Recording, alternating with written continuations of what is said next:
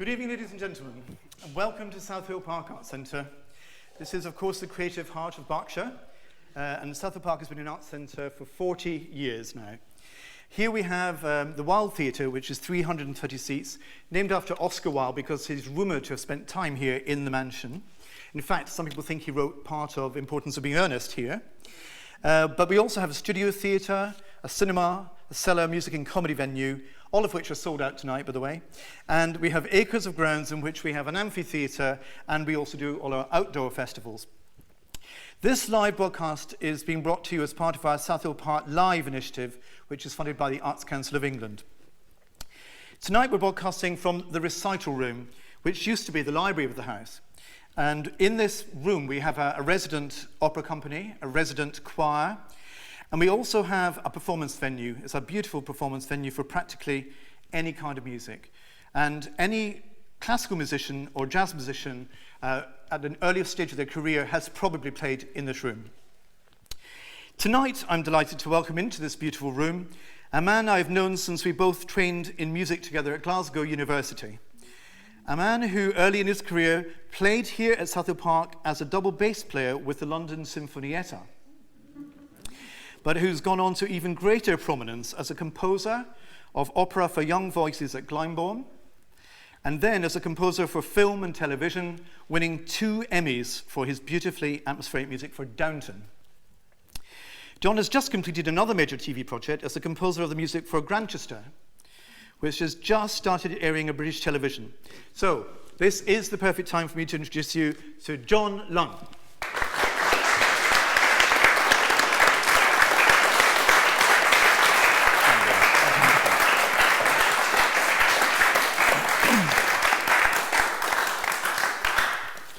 Thank you. You're very welcome, John. I'm feeling very welcomed. Good. That's good. Enjoy your dinner here today? I did. It was a very nice dinner, actually. Yeah, it was surprisingly good. Sorry, I didn't mean to. I'm not so sure about the surprising. What I wanted to start with really is, I know that everybody here wants to know about your film and television music, but I'd like to paint a picture of you as a young man and how you started getting involved in music.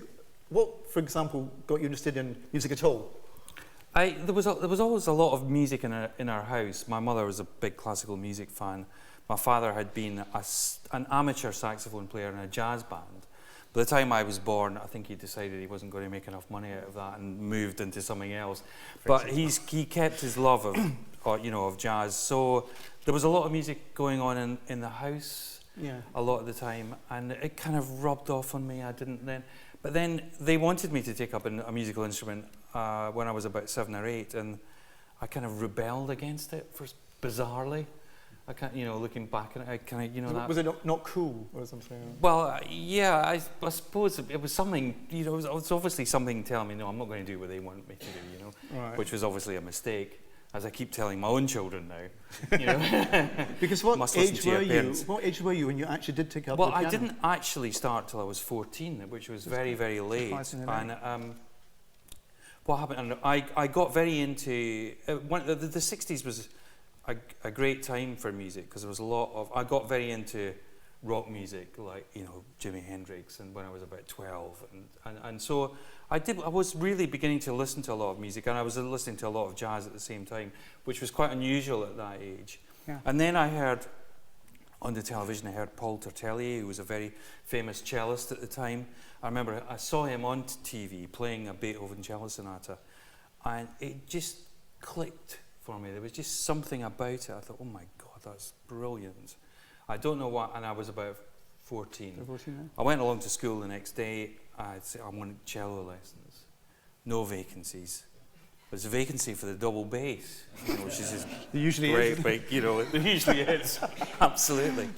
And so I said yes, but actually it couldn't have worked out better because in Stirlingshire, where I was growing up at the time, there was very few people played the double bass. So I'd only been playing the thing for about 3 weeks, and the next thing I know, I was in every orchestra that was going. I could barely play it, but consequently, because of, to avoid embarrassment, I really worked at it. I did. I really went for it, and very quickly I realised this was what I wanted to wanted to do. You know, nobody could stop me. Nobody's ever told me I have to practice. Oh, that's good. I've always practiced. But that's the joy of taking up when you wanted to take it up rather than when your parents wanted you to take it up. Yeah. What was the first record you bought? I think it was the Bee Gees' Massachusetts, I think. Love it. It's a very broad taste. I do have an incredibly broad taste, yeah. So, and then you chose to study at Glasgow University, but you were accepted for the Royal College, weren't you? Yeah, and the Royal Scottish Academy of Music. I think in my, I started out being a very, obsessed with playing, and we, I did a lot of playing different kinds of music, but I was also sort of improvising with my dad at home as well. And also, I think because I'd started so late, I knew I was never going to be a concert pianist. You can't do that at 14. Yeah. I'd probably ended up playing the double bass in an orchestra, and I'd been quite happy with that. But I found myself being more interested in the mechanics of how music was put together. And that happened in my final year at school.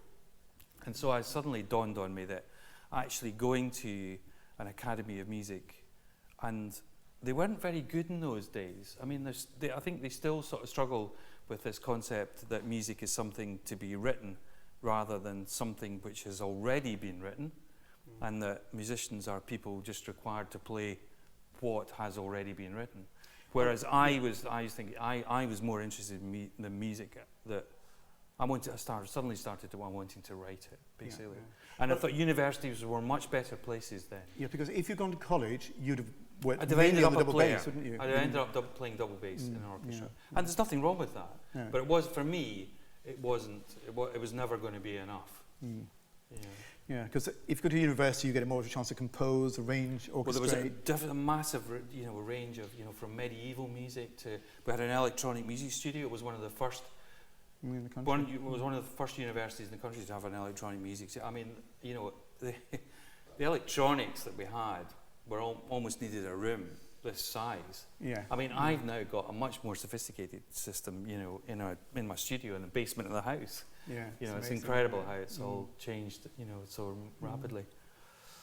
So from there, you moved down to London, didn't you, after you finished Glasgow University? Yeah, but I had a fantastic time at Glasgow. Did everything apart from make the bovril at the intervals, and but then I went into pop music after I'd done my degree, and I got a songwriting contract with Chrysalis Music. There was 3 of us. We were in a band. And so we went down to London thinking we were going to be massively successful, and that it was a dawdle. Dawdle's Scottish for it would be easy. It wasn't. And I ended up staying in London, and the other 2 members went back to Scotland and were successful in other areas. And but I'd kind of got the London bug. I ended up playing in quite a few bands, and then I was in this experimental band called Man Jumping, which was it was a kind of combination of systems music at the time, but it was kind of also infused with a lot of African and kind of like Talking Heads. Yeah. So this would be 1984. So we say systems, it's kind of Philip Glass type? Philip Glass, Steve Reich. Steve Reich type. But it was much funkier than that. Yeah. And we were I think in 1986, I think we were number 6 in the Times Best Albums of the Year. We were signed to Brian Eno and Brian Eno's record label, EG Records. But we were 7 men. I think this is really important. We were 7 men, we were all heterosexual, and we were all composers, and we all had giant egos. So after 3 years on the road, we all hated each other. And we split up. Yes. Okay. But No. But then, one of the things that was very successful about the band, in fact, I have a feeling I might actually even have been here with the band, was we started working with modern dance companies at the same time. Yes, you were saying Second Stride. Second Stride, I think might have been. Well, Second Stride have certainly performed here, so I think that might be. And then so once the band split up, I actually found myself, I carried on writing for modern dance. So I ended up writing for Ballet Rambert and London Contemporary Dance Theatre, and I was playing in their orchestras as well. And that was one of the good things about the modern dance thing, because they had this kind of group of musicians who would tour with them, but who were kind of also expected to chip in and work with the choreographers. So it was actually quite a good sort of, education. And from there, it was really a very easy step because dance was, not all modern dance had a story behind it, but you were kind of, it involved some level of drama. Yes. And so I just found it was quite an easy step to move into film and television. And so you moved from that to straight to film and television, or what about the opera work that you were doing for Glyndebourne? That came after I moved into film and television. Right. Well, to begin with, I'd started doing quite a lot of education work because I was also playing. I was playing with orchestras like the London Sinfonietta as well. Yes, because you've been here with them. And with the London Sinfonietta, did an awful lot of education work. We would go into schools and prisons, and we wouldn't play necessarily to them, but we tried to create music with them. I mean, that's all been a fundamental thing about myself for the last 30 years. I've tried to demystify the process of composition. You don't have to be a genius to write music. Anybody can do it. And I think the more people that do it, the more people who will actually, in the end, understand what other composers are trying to do. Yeah. Anyway. So when you went to prisons, did you find that you engaged with the prisoners in the process of composing? Well, it was incredibly, because it was, I had to learn to write very, very quickly, because they were always deeply suspicious of what, us middle-class, arty, left-wing types, were doing. So black polo necks and goodness knows. Yeah, instead of wearing a white shirt and a tie, they wear black t-shirts. And sorry, what was I talking about? Oh yeah, prisoners. But for them it was incredibly cathartic, because music was one thing as a prisoner. A lot of them had a guitar, even though they could barely play, and also a lot of them actually tried to write their own songs. It was incredibly. But so to have somebody there like me who could distill fragments of what they had done themselves was for them, an incredible process. Yeah. So once you'd got after the first couple of days, they were putty in your hands, and actually it was incredibly good and therapeutic work. Yeah. And alongside that, you were writing for film at that time as well. Yeah, that just kind of, the two just kind of sort of started together. I mean, now unfortunately I'm so busy writing mainly for TV now that I hardly do.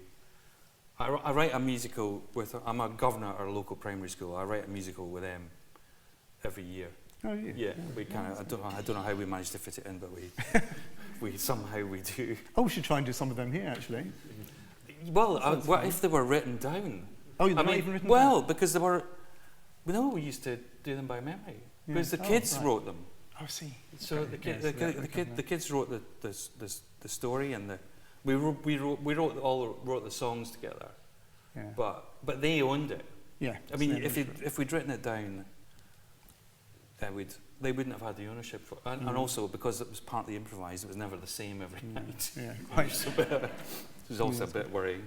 But so how did you come by the contract for Downton? Was that because of previous contacts? Yeah, I'd done quite a few period dramas, mainly for the BBC before. I did Bleak House and Little Dorrit, and the music for those was not of the period. It was quite modern. Right. The scores, particularly Bleak House.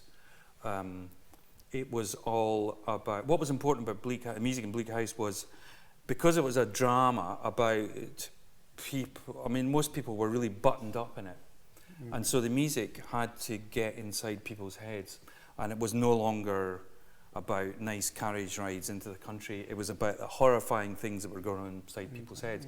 So in fact, the music for Bleak House was more like, it was like Friday the 13th, actually, if you listen to it. But of course, and so, but what was important about it was that it was music done differently for a period drama. So then when it came to Downton, I know that they definitely wanted a kind of modern, they didn't want music of the period. No.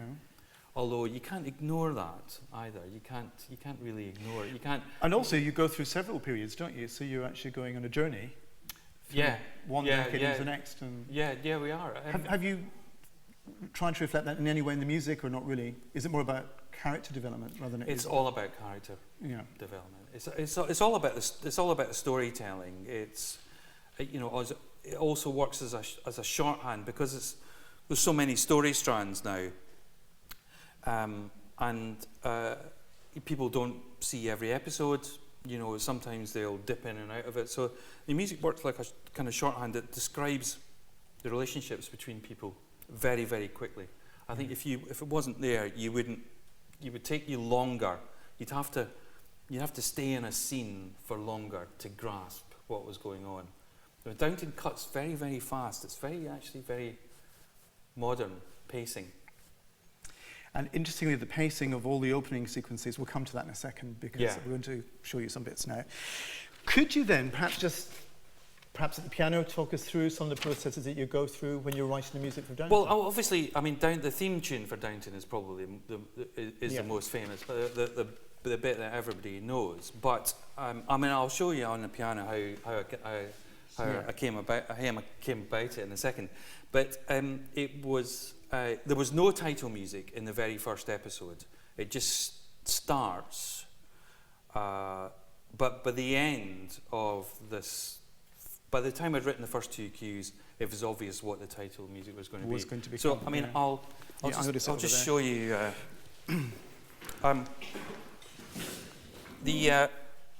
The first thing that happens in the very first, I don't know how many of you've actually seen it, but it starts with a picture of a telegram. The telegram has information that the heir to Downton Abbey has been killed in the Titanic. We don't know any of this yet. We're just following the telegram. It cuts to a train travelling through the country. So I had to have something that had that energy. So I started over. That's the train, right? Then we cut to a man alone, in a carriage. It's Bates. We don't know who he is, but he's looking like he's had quite a bit of a sorry past. He also looks very alone. So I thought, well, I'll pick out a single line on the piano. It goes.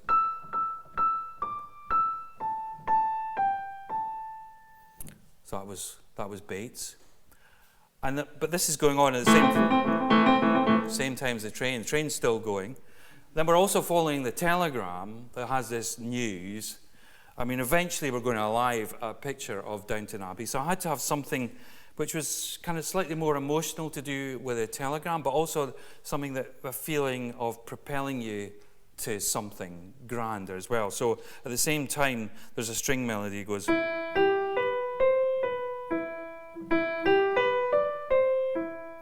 And that interweaves with the. At the same time, you see. So you've got, I'm going to kind of slightly improvise how I would do it, because I'm going to show you that first scene. And basically, this is how I work. I never compose without looking at the picture, because the picture is absolutely everything. And the timing, the way that things move is so important. I probably won't get this right, but I'll do my best. Okay, could we play that first clip? So this is a telegram.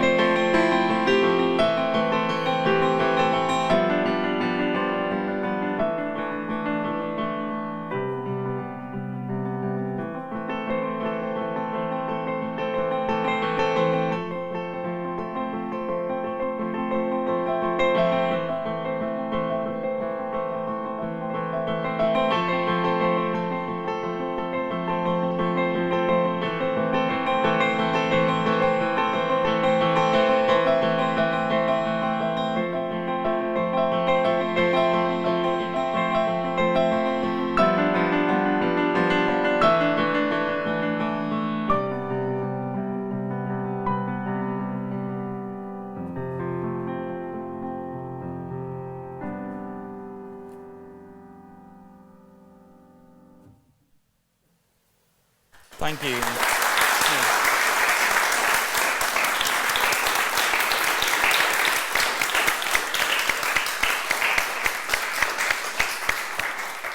So I didn't quite get that absolutely right there, but what I will have done, while I was doing that, I would have recorded that into the computer, and then I would move the elements around, then I'd start thinking about the orchestration, and even though I use the computer to record what I've done, it's kind of necessary these days because you need to, I will make a mock-up of every single cue I do using electronic means, so that the director and the producer can hear roughly what the final thing will sound like. But in the case of Downton, it's all replaced by a real orchestra. I play the piano for it all. Everything is real. It's all real instruments. I mean, I should probably have brought you an example of a mock-up because real musicians make such a difference, you know. And then, so while we're on that, the next cue, the second cue in the whole piece, was the servants getting the house ready in the morning, trying to, and suddenly I remember trying to write something completely different for this, but then it dawned on me that the house itself was like a well-oiled machine. It was like the train, and so I did try the same kind of music, and it just worked perfectly, and I expanded the kind of elongated melody and the kind of triumphant chords when you arrive at the house in the very first scene also worked for inside it as well. So could we use?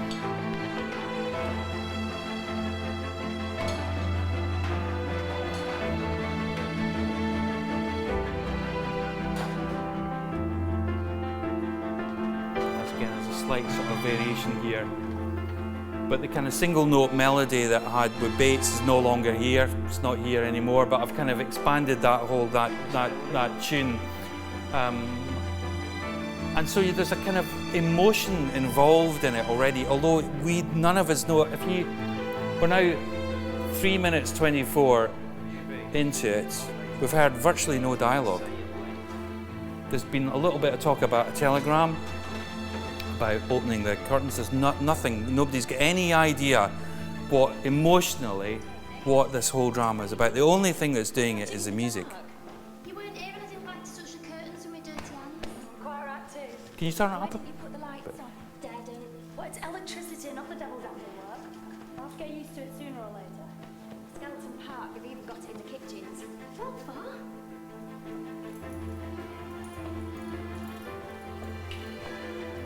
So again, on we're here, we're kind of meeting all the characters for the first time as well.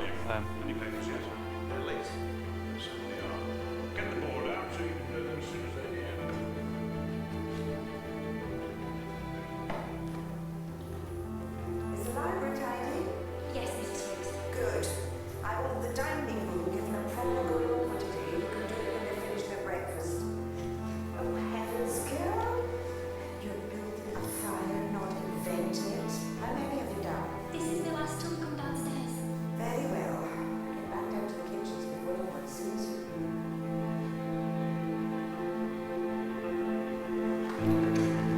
This is a telegram.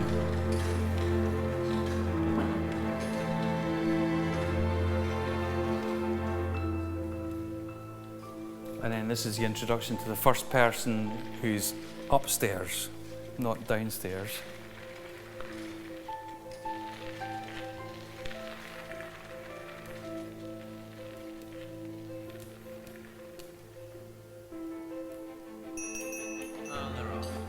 No rest for the wicked. Lady Mary, So this, anyway, I think we could probably. But again, that's 5.5 minutes in. There's hardly been any dialogue. It's the only thing that's really actually explaining to you what you might be about to see is the music.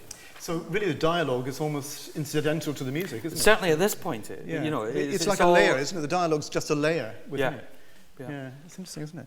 And when you wrote that, you didn't write that deliberately as a theme tune? No, I didn't. But because there was no theme tune in the first episode, and quite often when you are working on a long series, the theme tune doesn't normally present itself, very quickly. So usually I wait till I get to the end. But this case, I think after I'd written these first two keys, I think we knew what the title music was going to be. In fact, maybe we should. Can we see how that looked as title music? Is this? So this is how the titles finally. This is the beginning of it. And this is for every episode. Every episode.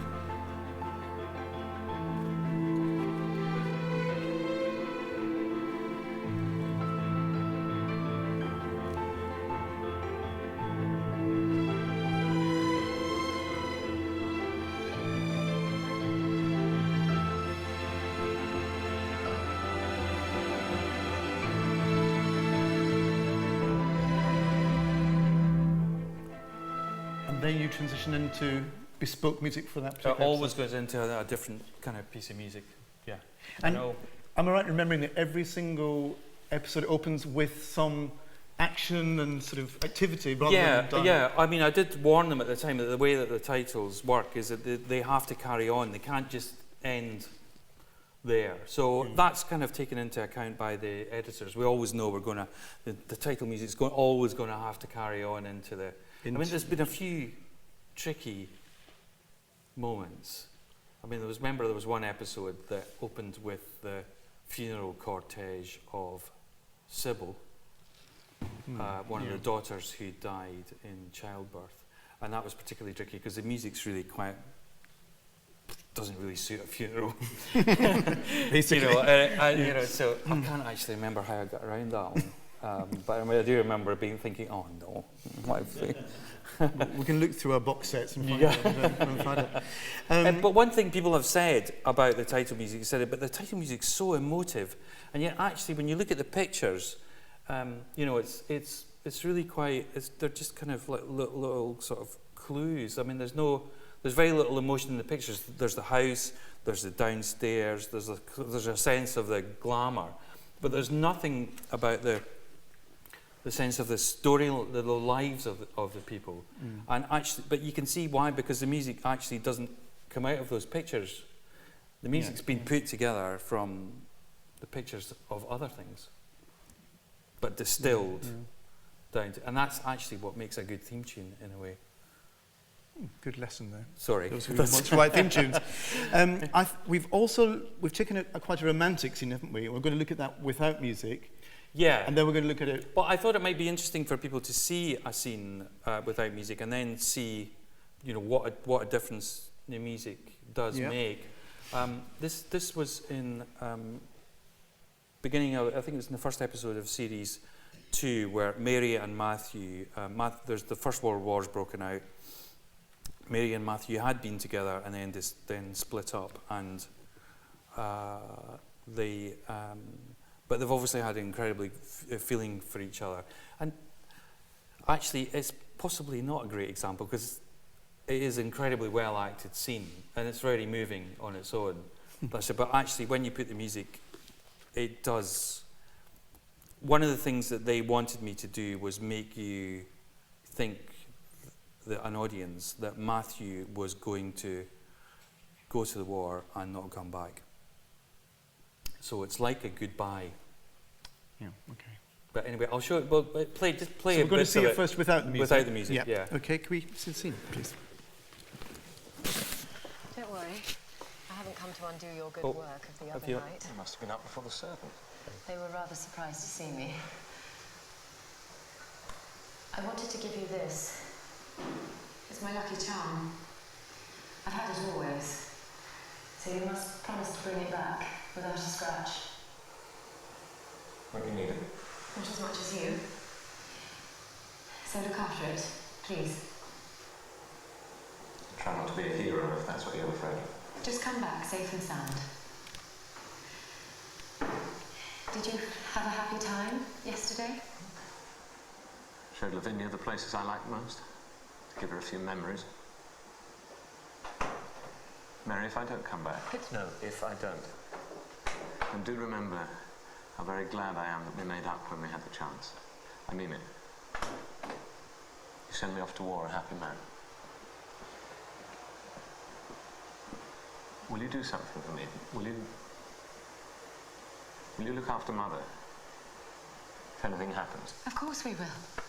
But it won't. And Lavinia. She's young, she'll find someone else. I hope she does anyway, but... until she does. Goodbye then. And such good luck. Goodbye, Mary. God bless you.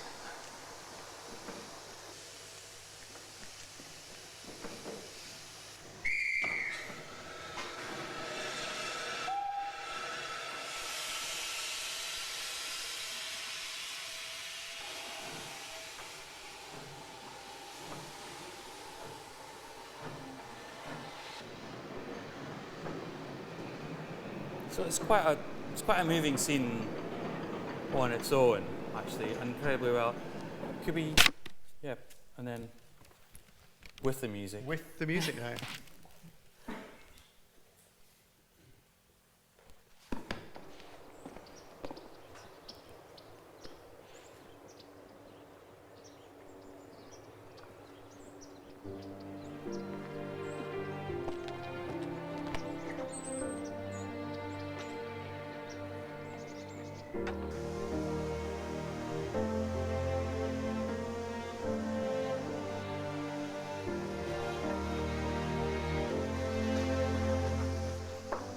Don't worry. I haven't come to undo your good work of the other night. You must have been up before the servant. They were rather surprised to see me. I wanted to give you this. It's my lucky charm. I've had it always. So you must promise to bring it back without a scratch. When you need it. Not as much as you. So look after it, please. Try not to be a hero if that's what you're afraid of. Just come back safe and sound. Did you have a happy time yesterday? Showed Lavinia the places I liked most. To give her a few memories. Mary, if I don't come back... No, if I don't. And do remember how very glad I am that we made up when we had the chance. I mean it. You send me off to war a happy man. Will you do something for me? Will you look after Mother? If anything happens. Of course we will. But it won't. And Lavinia. She's young, she'll find someone else. I hope she does anyway, but... until she does.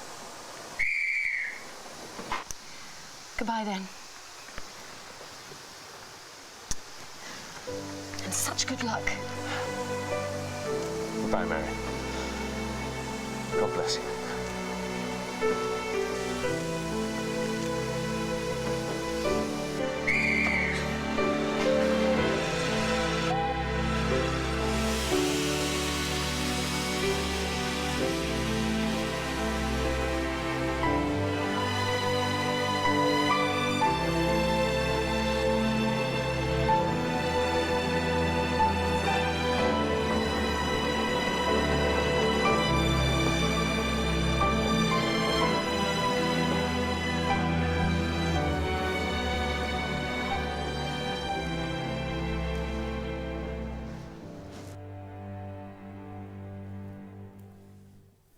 So you can see it kind of...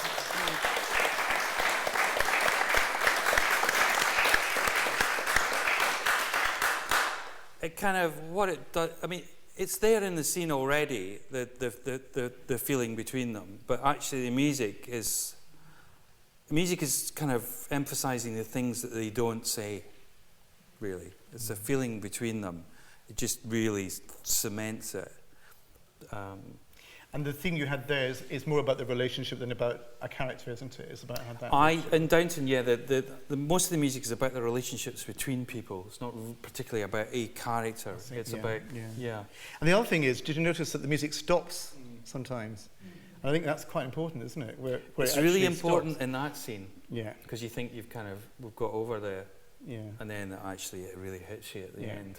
Yeah, it goes back in again. Yeah. And you did tell me that when you write the music, for a scene like that, if you don't cry when you write the music, you don't think you've got it right. There has to be a point where I'm carried away emotionally. I mean, it won't because it's it's quite a technical thing as well, writing music. But if there will have been a point where I probably will have cried at that point. Because I'm not surprised. Because I don't know if it's affected. I mean, if I'm not affected by it, then how can I expect other people? But there will be times where I will play that over and again, and because I'm doing it over and over and over again. But initially, in order to get that feeling, you need to do that. Yeah. When did you realise how big Downton was going to be? I think it was towards the end of the first series. We all got all the major people involved in it. All the most of the cast. Producer, director, cinematographer, myself, the designer, we all got together and watched the final episode in a hotel somewhere in London. And in my experience, I don't think I've ever done that to such a scale before. I think everybody, we all kind of knew that it was going to be a huge hit. But then it hadn't gone out in America. Even then? No, I hadn't gone out. It didn't go out in America till 2 or 3 months later. But you already knew. You knew by then that it was going to be. Yeah, I think we knew. But originally, how many series were planned? Well, only one. They only planned one. Well, what they do is they'll write a first episode, but then there'll be what we call a Bible. In the industry, which is basically, it's a kind of synopsis of usually of the first series, but then also a synopsis of what might happen if there were to be other series. Yeah. So I think it's probably fair to say that there was, the actors are usually contracted for 3 episodes. So it's kind of initially 3, the Bible would have probably covered the first 3 series. But then, since then, it's kind of expanded, and different characters have come and gone. Some characters have made a real impact that Julian Fellows has kind of then taken on. It was, never originally planned. Molesley's one. I don't know how well you all know it, but Molesley's one character he did it so incredibly well that it was just impossible to ignore him. And now he's a major part of it. But I don't think that was ever planned. That's interesting. And how often are you actually on location and on set with the cast? For the first 3 series, I did there's quite a bit of music that's actually on set that's involved some people playing the piano. Mary in series 2 sings a song. I'm actually in another room playing the piano while she sings. And then Edith is miming. Edith is miming the piano part. And then in, I think it's series 3, Shirley MacLaine, I had to teach Shirley MacLaine a song. And what would she like to work with? She was great. She was great. She was fun. In fact, I was supposed to rehearse with her on set, but the set was it's usually quite chaotic and there's a lot of noise going on, and I think she was probably quite nervous, even somebody of her experience. And so we decided that it would be better if we rehearsed in her hotel. So, of course, which was fine by me. Yeah. So they put me up in her hotel for, I think it was 3 nights. And but of course there was nothing for me to do during the day. There was a jacuzzi and a swimming pool, and then Shirley would come back from filming at 7 o'clock at night. The hotel laid on a room for us with a piano.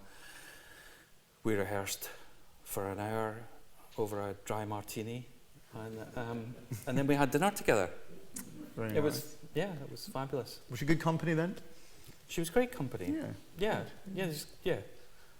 And Yeah, did you actually then accompany her in the... I'm actually in the. You can see me in the. I'm actually in the playing. Get the box set out. Have it for them. I've got a wig on, and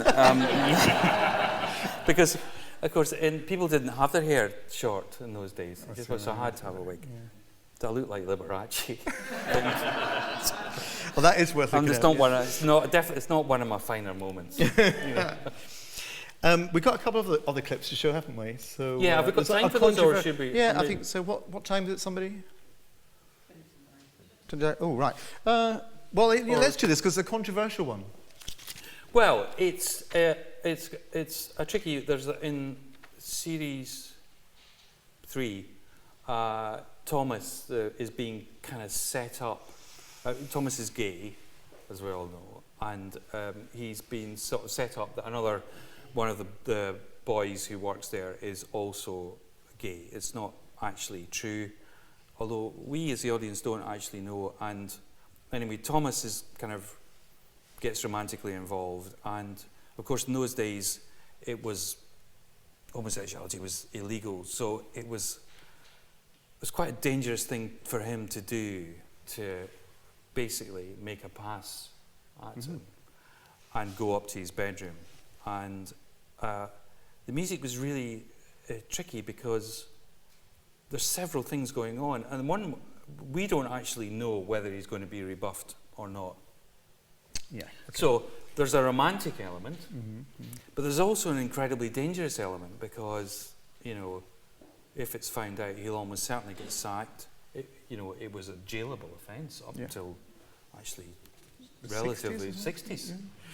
You know, so the music's constantly playing this sort of fine line between, but not, you know, but he's not going to kill him either. No. You know, so it's quite difficult to get that balance. Anyway, I thought I'd just show. Let's have a look at that, shall we? Thank you. You don't know that. He flirts with me. He does. If you knew he wasn't interested, would that make a difference? I'd have to hear it from his lips.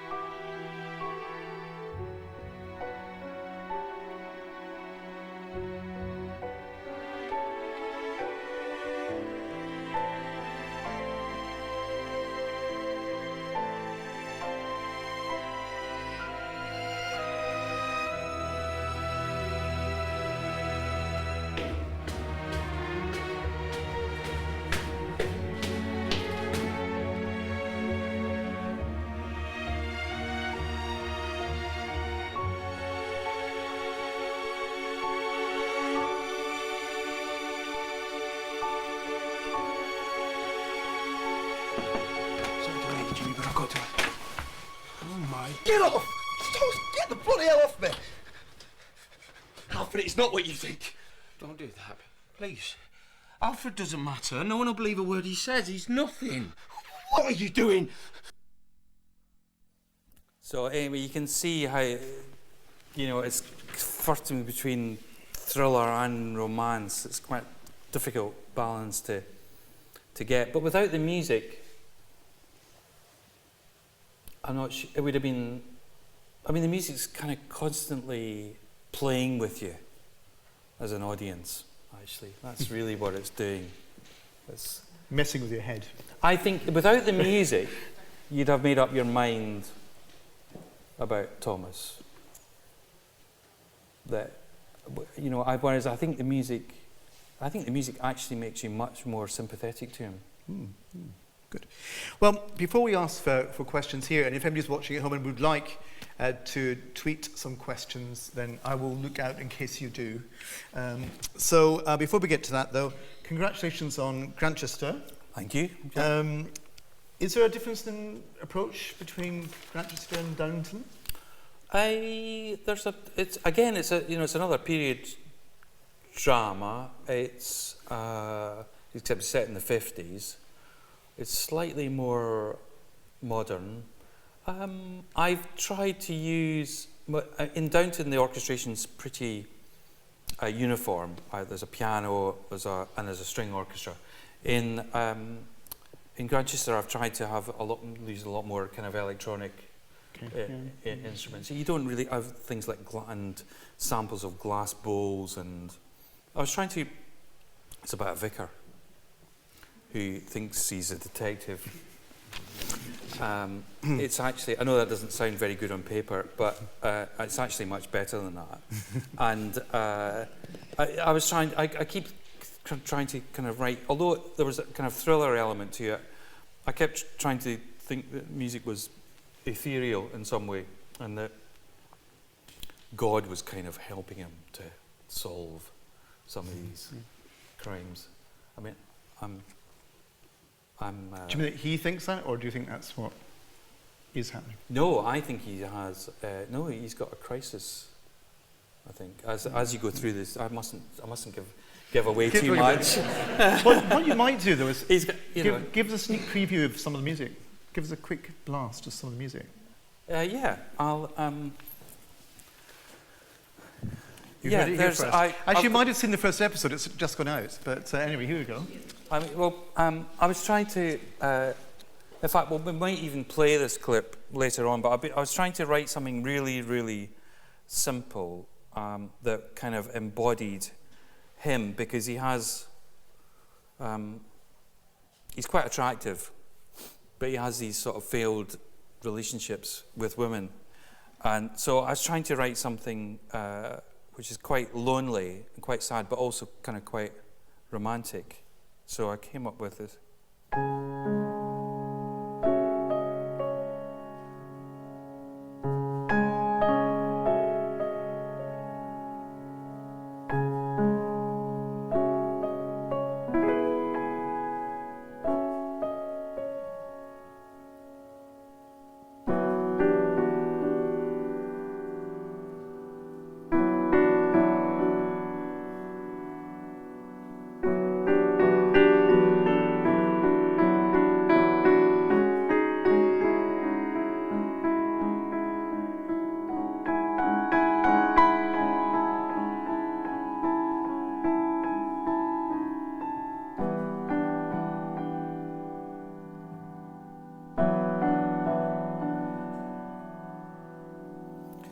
So at the end of every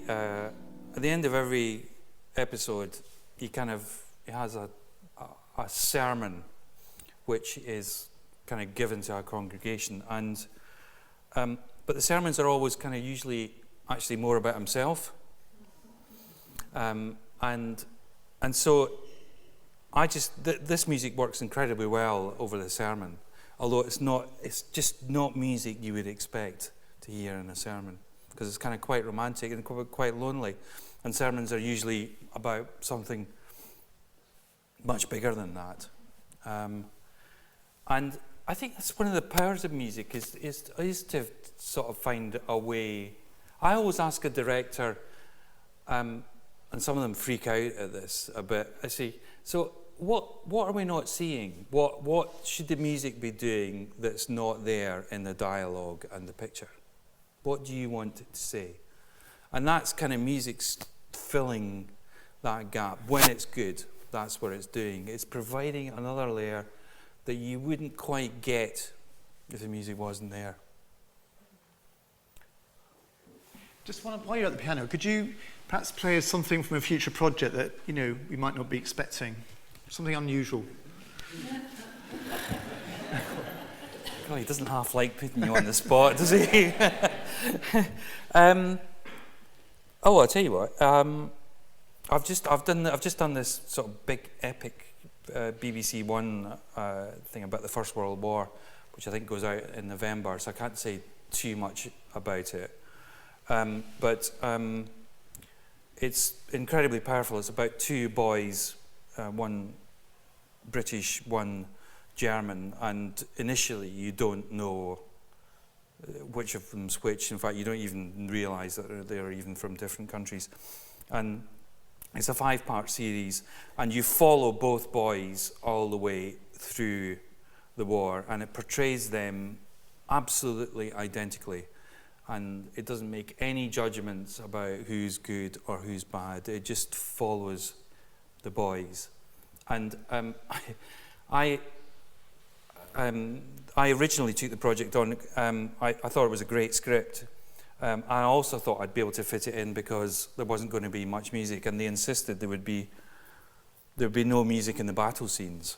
So I didn't have to worry about that. Battle scenes are usually a nightmare for music. You know, it's kind of, you know, there's usually tons of things to hit, and you have to choreograph around. It's usually a lot of work. So anyway, I think this happens in the 3rd episode. There's a 5-minute or 6-minute scene of the Battle of the Somme, and of course I turn up to have a look at it, and there's no effects, there's no dialogue, and they're just expecting music the entire way, right? You know, so I thought, oh no. So, but what it did do was, the carnage is absolutely horrific, and there's no point in representing the carnage in music. It's too much, but also neither do you want to make it too sentimental, because everybody knows what happens in the First World War, and so I wrote this incredibly simple thing that actually goes through the entire 5 minutes of the Battle of the Somme. And one of the things that happened that I didn't expect to was that although the music is moving and it does work surprisingly well, what it does is there's also kind of something triumphant about it, which makes it even worse, because it becomes like, the music becomes almost like the triumph of slaughter. I don't know if that makes any sense. And so occasionally I hit the odd bomb. But apart from that, the music just washes right across the whole 5 minutes, and it just goes like this.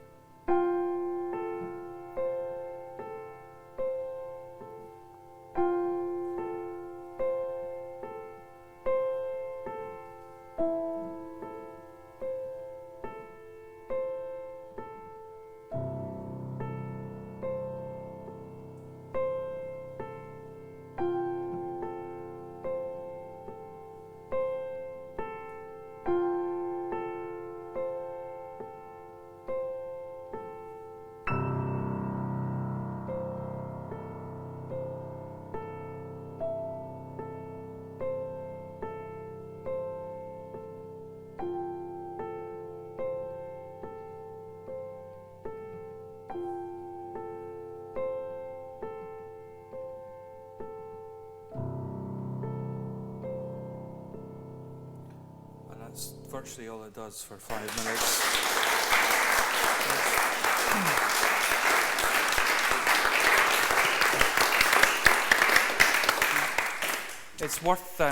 It's really worth watching when it comes on. I think it's going to be in the weekend event. It's called The Passing Bells. Really well worth watching. Well, now it's over to you guys to ask questions. So, does anybody on the floor like to start us off with a question? Rory looks like he's ready to go. If you'd like to speak very clearly, because we haven't got individual mics. John, first of all, thanks for tonight. It's been really great to see you here. I think Downton's the best theme since Bryce Henry visited, personally. Absolutely love it. And it's great to hear that you're emotional about things like that, like I am, because I cry like a baby to things, whenever a certain thing hits me. But just wanted to know really sort of what your influences were when it comes to, because it was interesting hearing your sort of pop background, and then you've gone into sort of very emotive film, film and television composing. Well, virtually, everything. I just, I've never really. I like even a lot of very avant-garde classical music. I really like James Brown, Sly and the Family Stone. I like a lot of black music. I think the 20th century was all about black music and how it influenced virtually everything. It's really hard. Funnily enough, when I'm really under pressure, I find it really hard to listen to any music. I just have to kind of shut everything else out. Yeah. And then once I've finished, I go berserk. I've got a question here from Jules on Twitter. You say that you watch the footage as you write, John, but do you see the script in advance of that to start the process? I do read the scripts. I get all the scripts and I do read them. But actually, as far as I'm concerned, it's the picture. Of course, the dialogue's important, but the problem, you're so rare that you'll find that the episode ends up with a dialogue in exactly the same order as the script.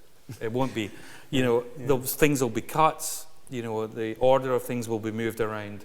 So as far as, for me, it's not. It's only really good for the storyline. You just, what coming up, what to expect. Because in television, there's more than one director, isn't there? There's a director who's working on the next episode. On Downton, there will be probably 5 directors. We do it in blocks. So like episodes 1 and 2 will be one director. Then episodes 3 and 4 will be taken over by another director. That'll be filmed at the same time as episodes 1 and 2 are being edited by the first director. So it's just because, it's partly, financial, because you couldn't really, to stop the filming, edit, then go back to the filming, would just make it a much longer, sort of process. Yeah, of course. Any more questions on the floor? Yes, right back. Do you find it easy to write about something as opposed to sitting at home dreaming up a song that might not happen? Do you like the idea that you've got something to write for? I'll just read that in case. It's, do you find it easier to write when you're writing for something visually than to write something in its own right? I do now, yeah, I do. In fact, I did get asked to write something recently, and there was not for TV or drama, and I did have to think, what would I do now? I've done so much different music. I've actually no idea what is me anymore. I'm not sure if that's an entirely good thing or a bad thing. Well, there's another question here from Twitter. Are you worried about being typecast as a UK period drama composer? Yes. Is that it? Just yes? Yes, yes, I am. But I can't really avoid that. I do a lot of contemporary stuff as well. Yeah. But of course, I can't help it. Downton is so big that I'm always going to be known for that. And Downton's massive in America, and of course I am. Well, maybe Grantchester will become even bigger, and then it's a nice problem to have, really, isn't it? That would be a lovely problem. Being typecast for Downton is not a bad. It's not a bad thing either. Yeah. Well, the good thing is you actually enjoy it yourself, don't you? It's there's a great sense of camaraderie amongst us all working on it. I think we've all, some people have come and gone, but I'm still there. The designer's still the same. Post-production supervisor's still the same. It's kind of, we're kind of Most of the key cast. Most of the key cast are there. Any other questions? Oh, Jeffrey. You must be an enormous inspiration, and if not a hero, to a lot of young writers, music writers, with your enormous achievements and the awards and the publicity you've got. Have you any heroes in your growth of music in films and television? I do like Yeah, Maurice Jarre, I was particularly. I think Dr. Zhivago's a fantastic score. You know, Elmer Bernstein. I do like a lot of those. I just say, I do find myself, you know, going through incredible phases of being obsessed with. I'm quite obsessive about music, so I might have a phase where I'll listen only to Bach, for instance, you know, or Steely Dan, something like that. So it's it's hard for me to say that there's any one particular, you know, sort of hero, really.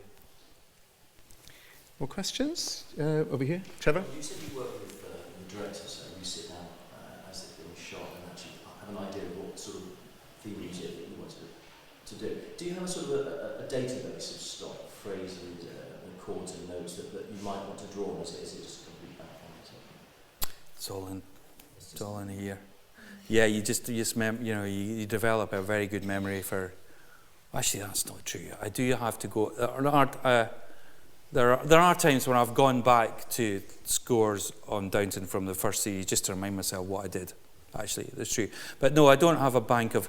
I mean, the themes are always. We never use the same cue twice on Downton. It's always re-recorded, even though they might have edited it to a particular cue that had been from a previous series. I always redo it because it's really important under the dialogue. The way that it moves under the dialogue is really important. You probably won't notice this as an audience, but if I didn't do it, you really would. And it's also about taking you from one scene, you know, into another. So it's very, very carefully choreographed. And I don't actually work on it until the final pictures are locked. Music's literally the last thing that goes on, actually. Because if the time of the picture changes, it changes the music, you know, and it's. Are the deadlines very tight from when you get it? Yeah, they are. Yeah. How long do you get?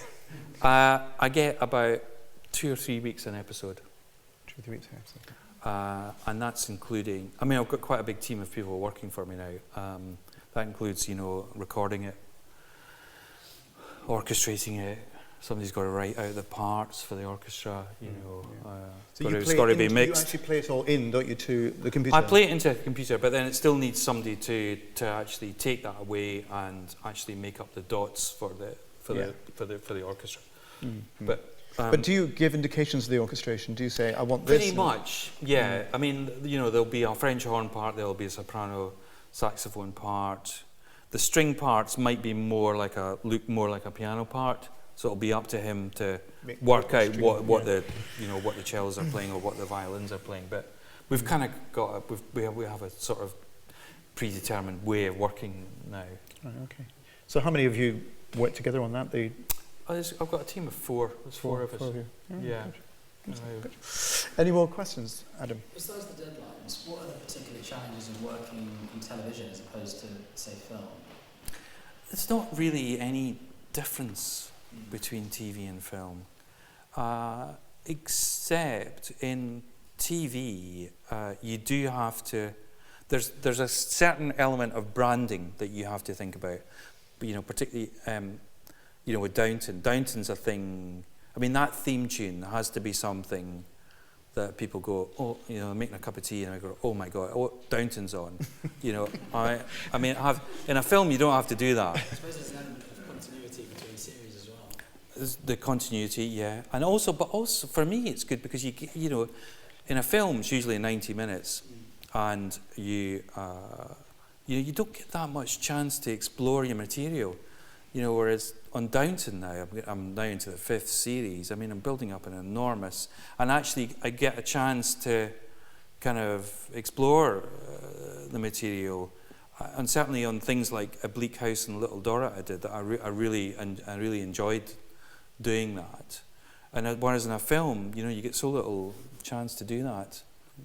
Also, the films here, you know, the budgets are so low. I mean, I used to do a lot more film than I do now, but mainly. Budgets are more for television than for film. You mean in this country? In this country, the budgets for TV are much better than they are for film. Yeah. But British television is going through a real Certainly the last 10 years, British TV's been fantastic, isn't it? Yeah, and in America it's kind of cottoned on now as well. I mean, it's in fact, one of the things I do a lot of interviews in America, and up until relatively recently, they all go, "My God, Downton sounds like a film," and it's because it uses real musicians. For a while in American TV, they always done electronically. They didn't have. So and you never have synthesized music then? That's another question from Twitter. I do. I use synthesizers all the time, but they're never emulating. Never pretending. They're never pretending to be another instrument. Yeah, got you.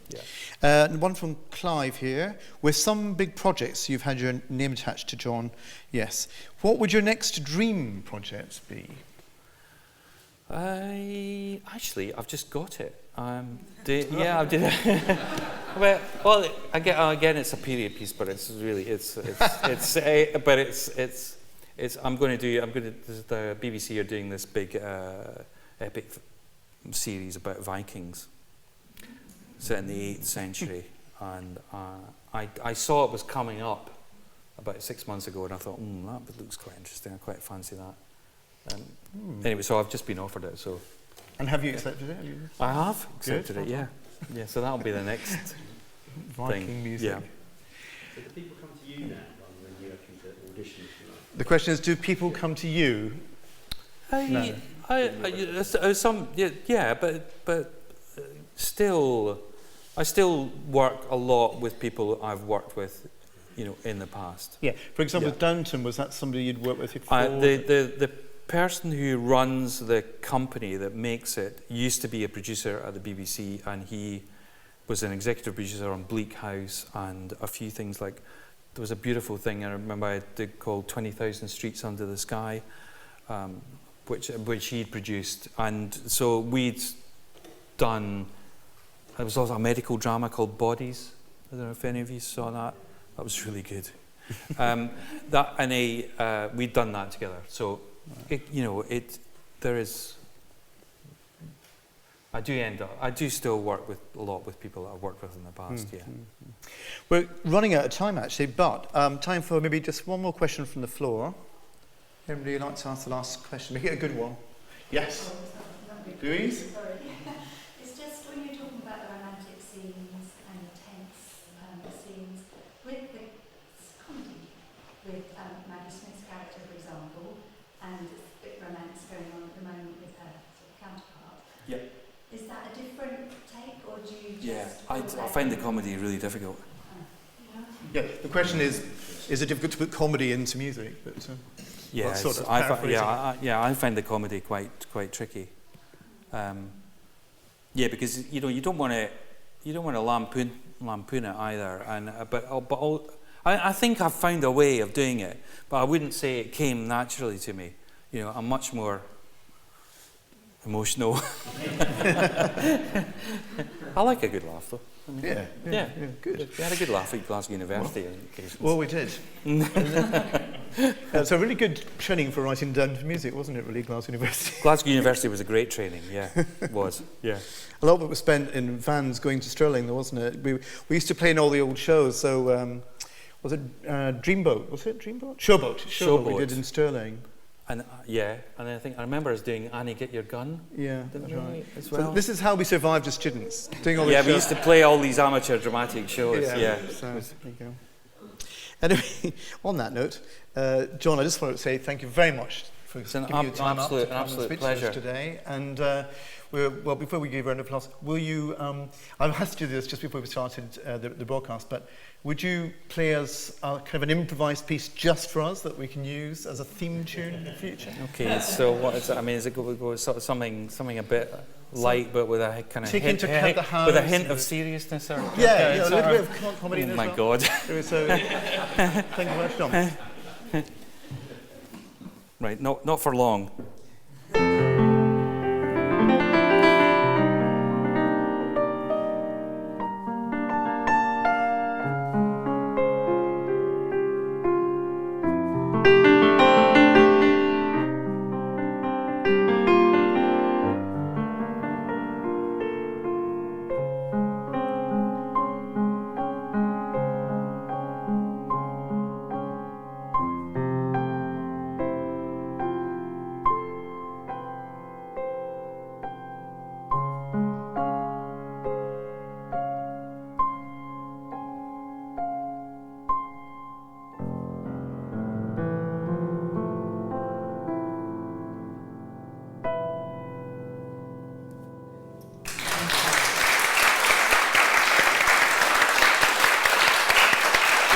John Lunn.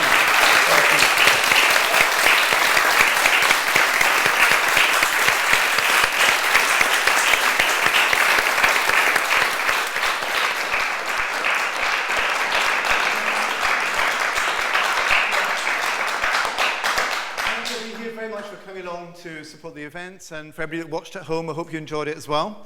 We hope to have one of these events per season, so watch out on the website for the next one. Okay, thank you very much.